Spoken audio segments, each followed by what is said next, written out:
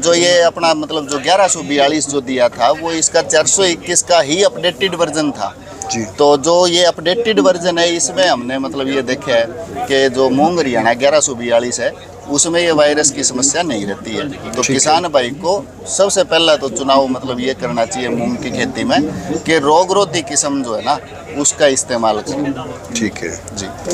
सामने बैठे शख्स से आज हम मूंग पे चर्चा करेंगे, क्योंकि अभी मूंग की बिजाई का समय चल रहा है और मूंग में क्या सावधानी रखनी है इस विषय पे ऑन वीडियो में बात करेंगे। पहले हमारी ऑफ वीडियो बात हो गई है तो इनकी जो बातें मुझे ठीक लगी, मुझे लगा कि आप लोगों के साथ शेयर करनी है। भाई सबसे पहले मैं चाहूँगा कि आप अपना परिचय करवाएं। नमस्कार संदीप भाई और नमस्कार सारे किसान साथियों जो इस फेसबुक पेज के माध्यम से मतलब जुड़े हैं और सुन भी रहे हैं। वैसे मेरा नाम राकेश तंवर है और मैं हिसार से हूँ। अपनी जो हरियाणा एग्रीकल्चर यूनिवर्सिटी है हिसार में, वहाँ से बीएससी ऑनर्स एग्रीकल्चर मतलब ग्रेजुएट हूँ। और आज के दिन अगर आप बात करें तो जैसे संदीप भाई ने मूंग की खेती के बारे में बताया, तो ये जो गंगानगर के अंदर 3 दिवसीय किसान मेला है, इस मेले के अंदर बहुत सारे किसान साथी हमें ऐसे देखने को मिले हैं जिन्होंने ये बताया कि मूंग की बिजाई कर देने के बाद में उसमें पीलापन रोग बहुत ज़्यादा आ जाता है, यानी पीलेपन की जो बीमारी है उसके बारे में किसान भाई को सही ठोस जानकारी उपलब्ध नहीं है, उस वजह से आ रहा है।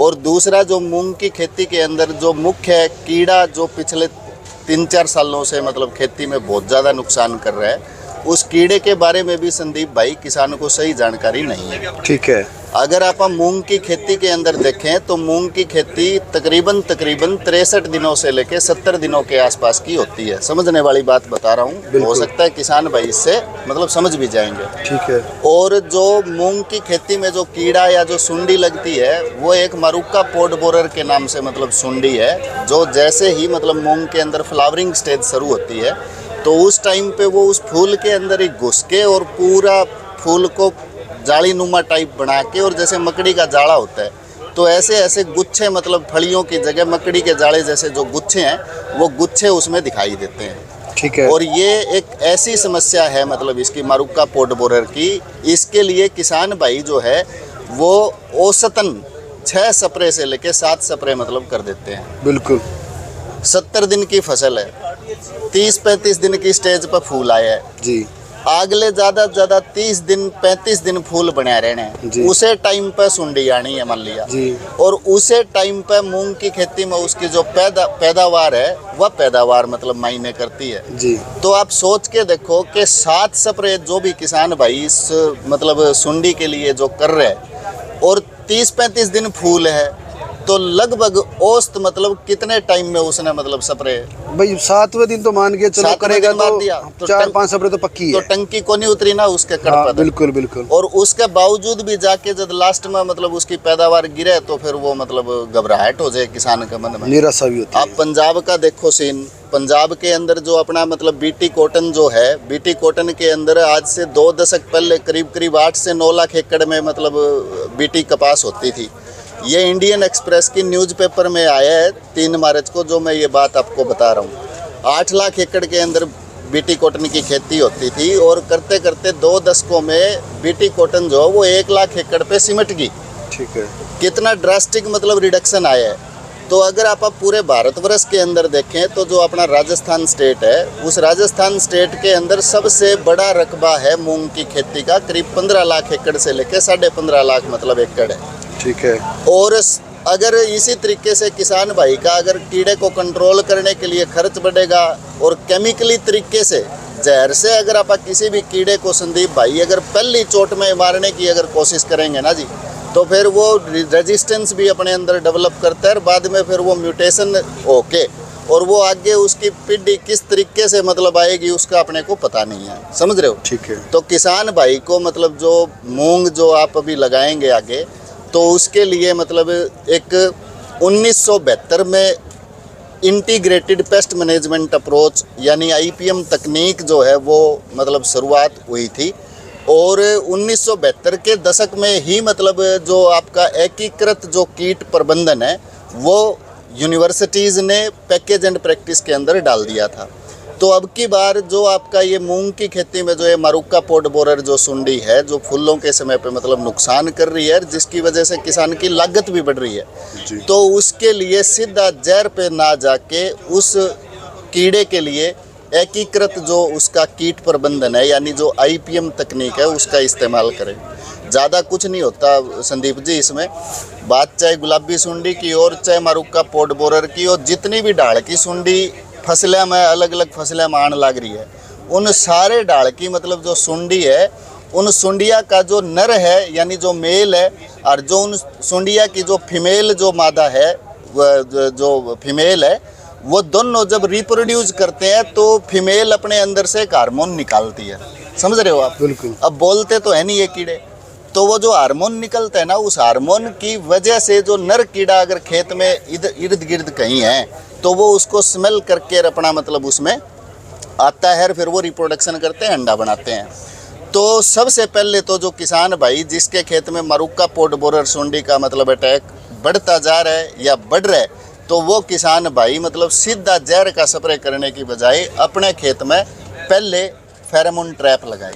ठीक है। बढ़िया क्वालिटी का मतलब फेरोमोन ट्रैप, बहुत अलग अलग कंपनी बाजार में मतलब देखो फेरोमोन ट्रैप दे रही है, लेकिन मेरी नज़र में जो मेरा मन ठुक रहा है उस हिसाब से मैं बता रहा हूँ, क्योंकि गुलाबी सुंडी पे भी हमने मतलब पिछले 2-3 साल IPM पे काफ़ी काम करा है। जो फेरोमोन केमिकल मतलब करके जो कंपनी है PCI, उनका गुलाबी सुंडी का मतलब जो ट्रैप आता है वो बहुत ही शानदार क्वालिटी का है। 65 दिन तक उसमें वो फिड़कलियाँ आती है। तो भाई अच्छी जो बायोलॉजिकल कंपनीज है जो ये ऐसे प्रोडक्ट बनाती है, उनका मतलब ले, ये ऐसे ही नहीं कि भाई मतलब अपना बिना सोच समझ के कोई भी मतलब फेरोमोन ट्रैप लगा दे। उसके अंदर ट्रैप लगाने के बाद में उसके अंदर उनकी जो फिड़कलियों की तादाद है उसको नोट करता चले। हर एक कीड़े का अपना एक ETL स्टेज होती है, और वो ETL स्टेज अगर उस लगातार 2 दिन में 3 दिन में अगर उस ट्रैप के अंदर अगर कीड़े की संख्या अगर ETL को क्रॉस कर रही है, तभी किसान भाई जो है ना वो उसके लिए स्प्रे के बारे में मतलब सोचे। दूसरी बात क्या है, जैसे मूंग की अपनी खेती है, इसमें येलो वेन मोज़ेक वायरस जो है, मूंग का पीलापन, उसका बहुत ज़्यादा मतलब दिक्कतें देखने को मिलती है। हालांकि जो मूंग में जो पीलापन है, उस किसान भाई जो है मूंग का जो पीलापन है उसको सीधा ही मतलब येलो वेन मोज़ेक वायरस भी समझ लेते हैं। कई बारी मूंग की खेती में हमने ऐसा देखा है कि अगर ज़्यादा बारिश हो रही है और वो थोड़ी सी अगर हल्की ज़मीन है, तो हल्की ज़मीन होने की वजह से, ज़्यादा बारिश होने की वजह से भी उसमें हल्का जड़गलन बनता है, उससे भी पौधा पीला दिखता है। किसान भाई उसको फिर वो वायरस या जो येलो वेन मोज़ेक वायरस है वो समझ लेते हैं। तो इन चीज़ों का मतलब ध्यान रखें। रही बात पीलेपन के लिए, जो मूंग के अंदर येलो वेन मोज़ेक वायरस आता है, तो उसके लिए रेजिस्टेंट जो वैरायटीज़ है, उन वैरायटीज़ का मतलब सिलेक्शन करें। 2 तरीके के मूंग है, अपने अपने हिसाब से किसान भाई लगाता है। कोई नन्हे दाने का लगाता है, कोई मोटे दाने का लगाता है। नन्हे दाने के अंदर अगर आप देखें तो जैसे अपना मतलब हरियाणा एग्रीकल्चर यूनिवर्सिटी का जो मूंग हरियाणा 1142 है, तो उसकी बहुत ही मतलब मानना पड़ेगा कि हम लोग फील्ड में भी जाते हैं, देखते भी हैं। 421 के कंपैरिजन में जो अपना हरियाणा एग्रीकल्चर यूनिवर्सिटी का जो ये 1142 मूंग है, वो बहुत अच्छा काम करता है। बाकी हम लोग जैसे अलग अलग किसानों के मतलब खेतों में भी जाते हैं, फील्ड में भी जाते हैं। लास्ट ईयर मैंने ज़्यादा ज़मीन तो नहीं है, 1-1.5 एकड़ की मतलब खेती कर रहा हूँ। और मूंग का, क्योंकि हमारे उधर बालसमंद गांव है मेरा हिसार के पास, पिछले साल बारिश बहुत हुई संदीप जी, तो बारिश ज़्यादा हुई तो मेरे पापा ने भी मतलब मूंग की बिजाई कर दी। अब आपने बताया हिसार एग्रीकल्चर यूनिवर्सिटी का छोटे दाने में अगर अपने वैरायटी लगाते हैं तो 1142 टॉप वैरायटी है, क्योंकि आप हिसार से हैं, वहीं से वैरायटी डेवलप हुई है। जी जी। तो मार्केट में उसकी बीज की मात्रा में भी कोई कमी नहीं है, भरपूर मात्रा में है। जी। तो हालांकि जो लेटेस्ट वैरायटी आती है उनमें ये बात कहते हैं कि इसमें पीला मोज़ेक नहीं आएगा। नहीं, ऐसा कुछ नहीं है संदीप जी। भाई लेटेस्ट वैरायटी तो देखो, अब चाहे कोई मतलब अपना यूनिवर्सिटीज़ की हो, चाहे मतलब किसी प्राइवेट ऑर्गेनाइजेशन की हो, तो ऐसा मतलब नई वैरायटी अगर कोई आएगी तो ये ज़रूरी नहीं है कि उसमें येलो वेन मोज़ेक। नहीं, 1142 में इन्होंने कहा कि नहीं आएगा। हाँ, वो 421 में भी नहीं आता था शुरू में, मतलब जैसे क्योंकि लार्ज स्केल में जब कोई भी फसल का अडोप्शन जब होता है तो समय दर समय के हिसाब से मान लिया 10 साल से एक ही वैरायटी लग रही है, तो हो सकता है कि मतलब जो लंबे टाइम तक अगर कोई भी फसल लग रही है तो उसमें धीरे धीरे करके रेजिस्टेंस जो है ब्रेक डाउन हो जाता है। तो जो ये अपना मतलब जो 1142 जो दिया था वो इसका 421 का ही अपडेटेड वर्जन था जी। तो जो ये अपडेटेड वर्जन है इसमें हमने मतलब ये देखा है कि जो मूंग हरियाणा 1142 है उसमें ये वायरस की समस्या नहीं रहती है। तो किसान भाई को सबसे पहला तो चुनाव मतलब ये करना चाहिए मूंग की खेती में कि रोगरोधी किस्म जो है ना उसका इस्तेमाल करें। ठीक है जी। पहली स्टेज में तो किसान फेरोमोन ट्रैप यूज कर लेगा, लेकिन क्या है कि लार्ज स्केल पे अगर बीमारी आ जाती है फिर किसान क्या करे? देखो जी, एक इंटरनेशनल मतलब ऑर्गेनाइजेशन है काबी के नाम से, ये शायद जर्मनी बेस है, और जो काबी है काबी की रिपोर्ट के अंदर मतलब ये चीज़ दी गई है कि अगर कोई भी किसान भाई अगर फेरोमोन ट्रैप को मतलब अगर इस्तेमाल करता है किसी भी कीट पतंगे को मतलब रोकने के लिए तो उसका लार्ज स्केल पे मतलब जो अडोप्शन है वो ज़रूरी है। कई बार अपने यहाँ क्या राजस्थान में अगर मान लिया कोई किसान है वो 10 बीघा मूंग लाने लग रहे हैं, उसने अकेले ने मान लिया 10 बीघा के अंदर अपना वो ला लिया फेरोमोन ट्रैप, और जो बगल का पड़ोसी है वो बताइए सर कहाँ से शुरू कराया था अपन ने, मतलब वो शुरू नहीं लास्ट मोमेंट अपना किधर हुआ वो था? लार्ज स्केल पे जब होती है तो हाँ, तो क्या है मान लिया जैसे बगल में कोई किसान है अब वो मूंग लगाने लग रहा है मान लिया 10 बीघा में, और उसने वो फेरोमोन ट्रैप अगर नहीं लगाया तो मेरे किसान भाइयों से मतलब अपील ये है कि वही कोई अगर गांव है जिसमें बहुत बड़े सतर पे मूंग की खेती होती है तो जो ये फेरोमोन ट्रैप जो है ये हर किसान भाई मतलब जो है ना वो लगाए। गुलाबी सुंडी के लिए राजस्थान में बहुत अच्छा मतलब जो एग्रीकल्चर डिपार्टमेंट है इन्होंने काम करा है, और हरियाणा के अंदर भी मतलब जो ये एग्रीकल्चर डिपार्टमेंट है ये बहुत अच्छा काम कर रहे हैं। और गुलाबी सुंडी के लिए भी फेरोमोन ट्रैप मतलब किसान भाइयों ने खास करके राजस्थान में अडोप्ट करे हैं। तो सेम इसी तरीके से जो मूंग की जो खेती है उसमें अगर इस कीड़े का प्रभाव आपको ज़्यादा दिख रहा है, खर्च ज़्यादा पड़ रहा है, तो भाई बड़े स्केल में हर किसान भाई ट्राई करे भाई एक एक दो जो फेरोमोन ट्रैप है वो खेत में लगाए। उसके बाद फिर दूसरी बात है भाई अब क्योंकि अकेला जो फेरोमोन ट्रैप है जैसे मैं काबी का डाटा बता रहा था तो वो तो था कि बड़े स्केल पे करे, लेकिन जो अकेला जो फेरोमोन ट्रैप है कई बारी वो कारगर नहीं होता है। उसके बावजूद भी जब बारिश होती है फिड़कलियाँ जब वो संभोग करती है और जब वो अंडा बनता है तो वो तादाद धीरे धीरे करके बढ़ने लग जाती है। तो अगर सबसे पहले अगर स्प्रे की शुरुआत करें कोई भी किसान भाई मतलब इसके लिए, तो अगर आपके खेत में सपोज भाई ये इसकी भी समस्या है मरुक्का पोट बोरर की, और कई बार जो ये मूंग में पीलापन आता है मान लिया जैसे, तो ये मूंग में पीलापन सफ़ेद मच्छर की वजह से आता है।